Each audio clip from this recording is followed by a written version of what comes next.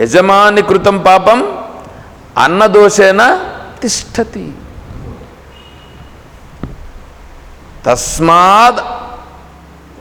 తస్మాదన్నం న గృహ్ణీయాత్ ప్రాణై కంఠగతైరపి. యజమాని చేసి సంపాదించినటువంటి ఆహార పదార్థం ఉందే, అతని మనస్సు, అతని బుద్ధి, అతని ఆలోచనలతో కదా సంపాదించాడు. ఆ ఆలోచనలతో సంపాదించినటువంటి దానితో కదా తయారు చేయబడింది ఆహారం. అంటే ఆహారంలో అతని ఆలోచనలంతా ఉన్నాయా లేదా? అతని ఆలోచనలతో తయారు చేయబడిన ఆహారమును తింటే ఆ ఆహార పదార్థంలో ఉండేటువంటి ఆలోచనలు అన్నీ వస్తాయి. అంటే అతని యొక్క బుద్ధులు, ఆలోచనలు ఏమున్నాయి, ఆ సంస్కారాలన్నీ వస్తాయి. ఆ సంస్కారాల వలన ఏమవుతుంది, వీడి మనసు కూడా మారిపోతుంది. దానికి అంత పవర్ ఉంది, ఆహారానికి అంత సామర్థ్యం ఉంది. కాబట్టి నువ్వు తినే ఆహారం ఎట్లా ఉండాలి? చాలా పరమ పవిత్రమైనదిగా ఉండాలి. అందుకే ఆహారాన్ని ధర్మార్జితం, న్యాయార్జితం, స్వార్జితం, నువ్వు సంపాదించాల. నువ్వు సంపాదించి ధర్మంగా న్యాయంగా ఉండేటువంటి దాన్ని సంపాదించి, అది కూడా సాత్విక ఆహారాన్ని, అది కూడా యుక్తాహారాన్ని తింటే అప్పుడు నీ శరీరం ఏమైపోతుంది తెలుసా?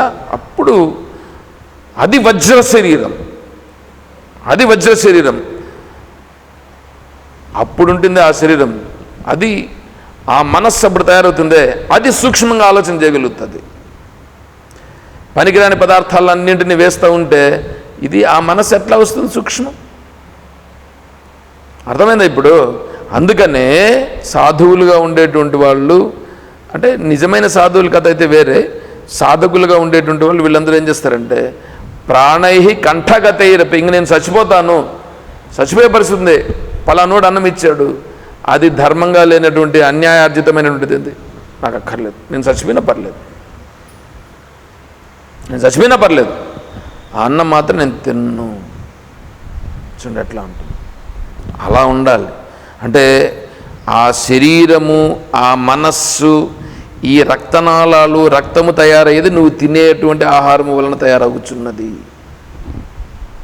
కాబట్టి తినే ఆహారం ఎట్లా ఉండాలి? ఎంత జాగ్రత్తగా ఉండాలని చూడండి, ఎంత సాత్వికంగా ఉండాలి. అందుకనే యుక్తాహార విహారాయ యుక్తచేష్టస్య కర్మసు యుక్త స్వప్నావబోధస్య యోగో భవతి దుఃఖ. అంటే దుఃఖము పోతుంది. యుక్తాహారం, యుక్తాహారం ఉండల్లా, యుక్తాహార విహారం కూడా యుక్తంగా ఉండాల, యుక్త చేష్ట ఉండాల, యుక్త కర్మసు ఉండాల. ఇదంతా ఏమీ లేకుండా పొద్దున్న నుంచి సాయంకాలం నేను పూజ చేస్తానండి, పూజ చేస్తే ఏం నెత్తిన వేసుకొని పోతావా? పూజ చేస్తే ఏం వస్తుంది నీకు? పూజ చేస్తే ఏం రాదు. వస్తుంది. సాధన పంచకం చెప్తా. వేదో నిత్యమధీయతాం తదుదితం కర్మస్వనుష్ఠీయతాం. అక్కడ వస్తుంది నువ్వు ఏ కర్మ చేయాలి, ఏ కర్మ చేయకూడదు అనేటువంటిది అక్కడ వస్తుంది. వేదో నిత్యమధీయతాం తదుదితం కర్మస్వనుష్ఠీయతాం. నీ ఇష్టం వచ్చినట్లు కర్మ చేసుకుంటూ ఉండేది కాదు. కాబట్టి నువ్వు తినే ఆహారం ఎట్లా ఉండాలా? యుక్తాహారం, యుక్త చేష్ట, యుక్త కర్మ, యుక్త స్వప్నం, అన్నీ యుక్తంగా ఉంటూ బోధ కూడా యుక్తంగా ఉండాలి. ఒకేసారి మొత్తం నెత్తిన వేసుకుంటే అది కూడా పట్టదు.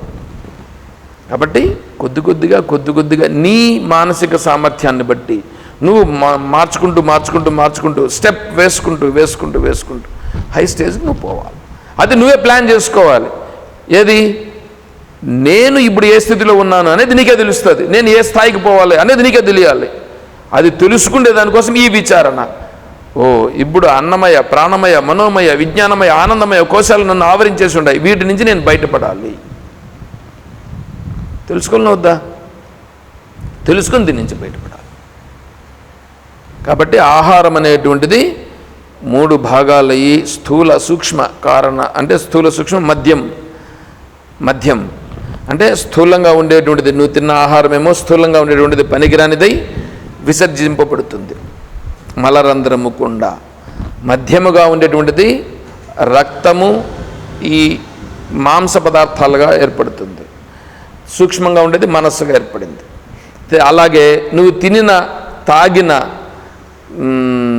అహం వైశ్వానరో భూత్వా ప్రాణినాం దేహమాశ్రిత ప్రాణాపాన సమాయుక్త పచామి అన్నం. ఎన్ని విధాలు తింటావు నువ్వు అన్నం? చతుర్విధం, 4 విధాలైనటువంటి నువ్వు తింటావు ఆహార పదార్థాలు.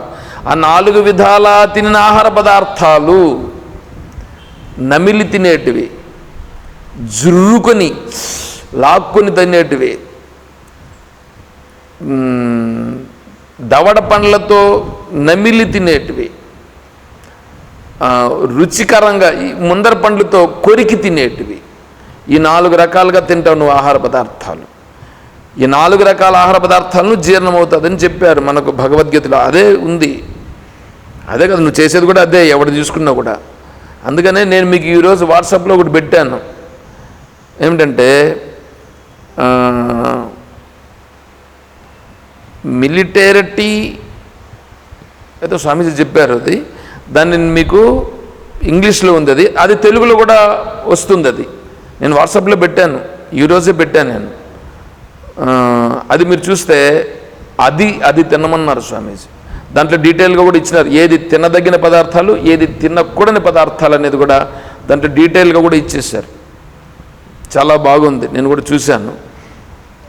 దాన్ని ఇంగ్లీష్లో ఉంటుంది, దాన్ని పైన ట్రాన్స్లేట్ అనేసి వస్తుంది. తెలుగులో కావాలంటే కూడా తెలుగులో మనం క్లిక్ చేసినామంటే తెలుగులో వస్తుంది. అంతా కూడా చూస్తే తెలుస్తుంది మీకు.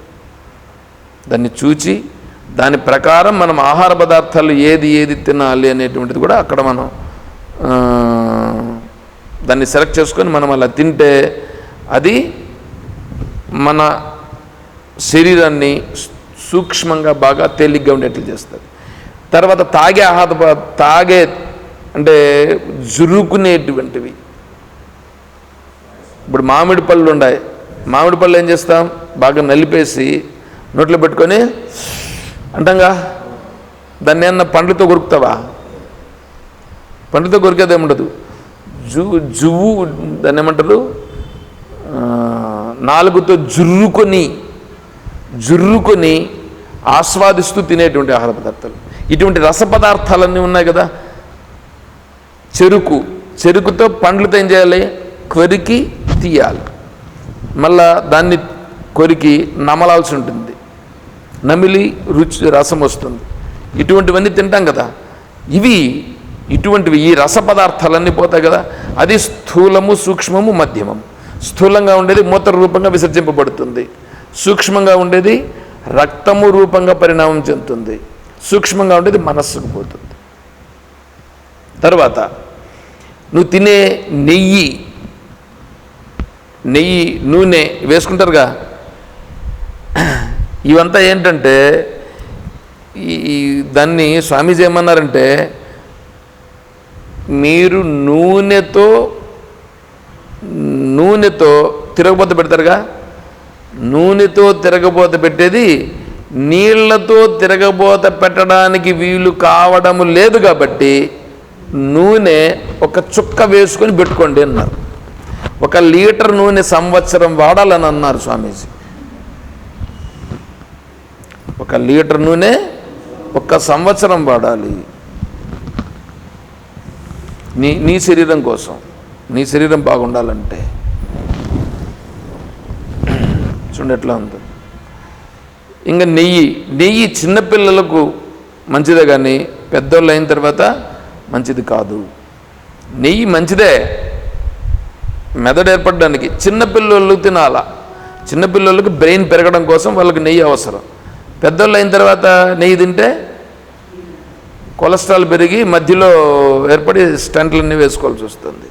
కాబట్టి వద్దు, పెద్ద అయిన తర్వాత వద్దు. చిన్నపిల్లలప్పుడు వాడుకున్నారు, బాగానే ఉంది. కాబట్టి నూనె సాధ్యమైనంత వరకు నిలిపేయాలి. దాంట్లో సన్ఫ్లవర్ రీఫైన్డ్ ఆయిల్ అయితే ఇంకా మంచిది. రీఫైన్డ్ ఆయిల్ దాంట్లో ఇంకా ఏందో ఆలివ్ ఆయిల్, అది ఇంకా మంచిది దాంట్లో. ఎందుకంటే దాంట్లో కార్బోహైడ్రేట్స్ అనేటువంటివి, ఈ క్యాలరీస్ అనేటువంటివి 0% ఉంటాయి. నీకేదో ఆయిల్గా ఉంటుంది కానీ దాన్ని వాడాలి. అదే ఆయిల్ కాస్ట్ ఎక్కువ. ఆలివ్ ఆయిల్లో మళ్ళీ అది ఒక 3 కేటగిరీస్ ఉంటాయి, ఫస్ట్, సెకండ్, థర్డ్ క్వాలిటీలు. 1 లీటర్ నీకు 3,000 రూపాయలు ఆలివ్ ఆయిల్. కాబట్టి ఇటువంటివి వాడుకోవాల్సి వస్తుంది. దాన్ని కూడా 1 సంవత్సరం 1 లీటర్ అలా, అంటే ఏదో ఊరికి జస్ట్ వేసినామంటే వేసినాం, అలా వాడుకుంటే నీకు మంచిది. తర్వాత చింతపండు అస్సలు వాడద్దన్నారు స్వామీజీ. చింతపండు అస్సలు వాడకూడదు. నిమ్మకాయ వాడుకోవచ్చు, నిమ్మకాయ వాడమన్నారు. చింతపండు శరీరంలోకి వెళ్ళి నీకు సిట్రిక్ యాసిడ్, అది శరీరంలో నీకు గ్యాస్ట్రిక్ ప్రాబ్లమ్స్ వచ్చేదానికి అవకాశం ఉంది. కాబట్టి చింతపండు వాడద్దు. టమాటా వాడు, నిమ్మకాయ రసం వాడు చెప్పారు. వీటితో మీ ఆహార పదార్థాలను ఎప్పుడైతే మీరు తీసుకుంటారో అదేమవుతుందంటే అది స్థూల సూక్ష్మ కారణం అవుతుందిగా. అది నీ తేజస్సును పెంచుతుంది. తేజస్సు, నీ ముఖములో వచ్చే గ్లో ఉందే, అది మనసుకు సంబంధించి గ్లో వస్తుందే, అది నువ్వు తినేటువంటి ఈ జిగట పదార్థాల చేతన వచ్చేటువంటిది, ఆ గ్లో పెరుగుతుంది, అది మనస్సుకు వస్తుంది. తర్వాత మధ్య రూపంగా అది సూక్ష్మ రూపంగా ఉండేది గ్లో, తేజస్. నీ శరీరం అంతా కూడా కాంతివంతంగా ఉండడం, నీ శరీరం బాగా తేలిగ్గా ఉండడం, అది చేస్తుంది. తర్వాత మధ్య రూపంగా ఉండేటువంటిది ఎముకలుగా ఏర్పడుతుంది, స్థూల రూపంగా ఉండేది విసర్జింపబడుతుంది. కాబట్టి ఆహార పదార్థాలు ఎంత ఉండదు చూసారా. ఇది అన్నమయ కోశముగా ఏర్పడినది. అదే లోపల ఉండేటువంటి మనోమయ కోశంలో 3 ఉన్నాయి. సూక్ష్మ శరీరంలో 3 ఉన్నాయి: ప్రాణమయ, మనోమయ, విజ్ఞానమయ. ఇంకా ఆనందమయ కోశం ఒకటి ఉండదు. ఆనందమయ కోశం కారణ శరీరం. సరే, ఇప్పుడు వీటికి ఒక అవుట్లైన్ చెప్పాను నేను. ఇప్పుడు ఇది రేపు మీకు దీన్ని ఇంకా చదివి నీట్గా మీకు ఎక్స్ప్లెయిన్ చేస్తే వాటికి అన్నమయ ఈ పంచకోశముల గురించి చెప్పినట్లవుతుంది. పంచకోశములు మనలను ఆవరించి ఉన్నాయి, నా సహజ స్థితిని ఆవరించి ఉన్నాయి. వీటిని కలిగి ఉన్నా కూడా ఇవి నేను కాదు అని ఉండుట, ఇవి నేను కాదని ఉండుట అంతే. ఇప్పుడు వీటి కోసం ఎవడు జీవిస్తున్నాడో వాడు అసుసు రమంతే ఇది అసురాహ. అసురులు అంటే రాక్షసులు. తినేదానికి, చూసేదానికి, వినేదానికి, అనుభవించేదానికి ఎవడైతే బతుకున్నాడో వాడే రాక్షసుడు, ఇంకెవడో రాక్షసుడు కాదు. దేవతలు అవుతావా, రాక్షసుడు అవుతావా, నీ చేతిలో ఉంది, నువ్వే ఎంచుకో. ఇది శాస్త్రం. ఉంటే నీకే తెలుస్తుంది, నువ్వు ఉంటే నీకే తెలుస్తుంది. అదే చెప్పినాం కదా. ఇప్పుడు నీళ్ళలో మునిగినాడు, సంసారములో ఉండేవాడికి, సంసారం నుంచి బయటపడేవాడికి తేడా తెలుస్తుంది. ధ్యానములో ఉండేటప్పుడు ఉండేదానికి, ధ్యానంలో లేనప్పుడు ఉండేదానికి తేడా తెలుస్తుంది, శాంపుల్ తెలుస్తుందిగా. అలాగే శాస్త్రం వినేదానికి, శాస్త్రం లేనప్పటికీ తేడా తెలుస్తుంది. కాబట్టి దీన్నంతా తెలుసుకుని మనం కొద్దిగా ముందుకు వెళ్ళాల్సి వస్తుంది. దాన్ని తెలుసుకునే ప్రయత్నం రేపు చేద్దాం. ఓం తత్సత్. ఓం అసతో మా సద్గమయ. ఓం తమసో మా జ్యోతిర్గమయ. ఓం మృత్యోర్మా అమృతం గమయ. ఓం శాంతి శాంతి శాంతి. హరి ఓం తత్సత్. ఓం సర్వం శ్రీ సద్గురుచరణారవిందార్పణమస్తు. ఓం జయ బోలో శ్రీకృష్ణ పరమాత్మ की जय, बोलो गीता माता की जय, बोलो भक्त मंडली की। हर नमः पार्वती पतये। जय सीताराम। हरे ओम तत्सत्।